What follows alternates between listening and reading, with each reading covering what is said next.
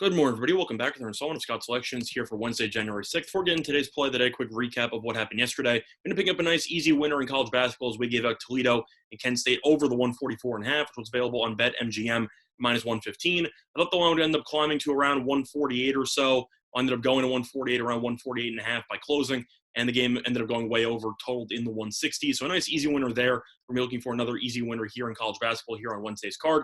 And for today's play of the day, we're going to be looking at one of the late games. When I say late, I mean really late. This is going to be the latest game on the card. It's going to be between Air Force and Boise State. And this game will be tipping off at 11 p.m. Eastern.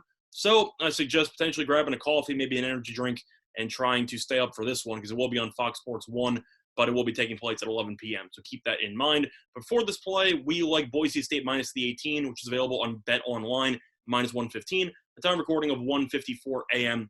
Eastern time. A couple reasons why I like Boise State in this spot. First of all, Boise State might be one of the most underrated teams in the country.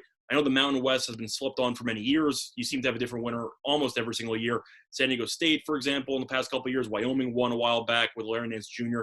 Nevada was competitive. Utah State as well in recent years. And Utah State is very solid once again as they are 4-0 in conference play. However, Boise State is actually 8-1 overall, and they are 4-0 in conference play. Now, when they are 8-1, their first loss came in the opener as they ended up losing to a ranked Houston team, which is a top 10 team in the country.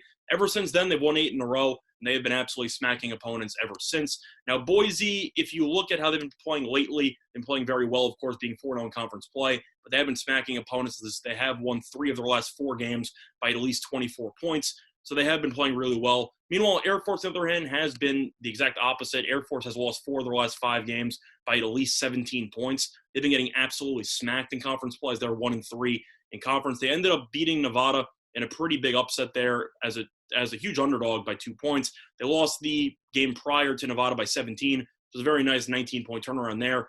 But unfortunately, Air Force still just has issues offensively. Air Force is averaging 56.1 points per game.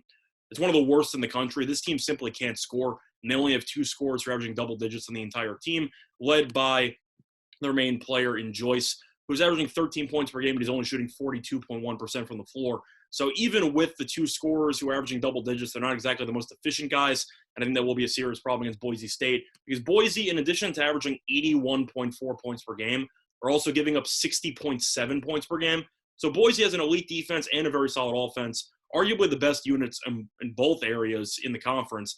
And Air Force, after scoring just 48 and 53 in their last 2 games against Utah State over the course of, I'd say, about a week ago or so, they're probably not going to score more than 55 in this game. And Boise State, based on their offensive talent, should probably score at least 75 in this game. So I do think Boise State should win this game by at least 20. But Utah State, as talked about before, 4-0 in conference play. I'll use them as a comparison for this matchup here. Air Force played against them twice over their last 2 games, ended up losing by 35, and then they lost by 19. Just not good, and I simply think Boise State will be able to get the job done here. So just for reference, Boise State's averaging roughly 25 more points per game, and they're also allowing roughly 8 fewer points per game. Plus, Boise State is also averaging roughly 15 more rebounds per game.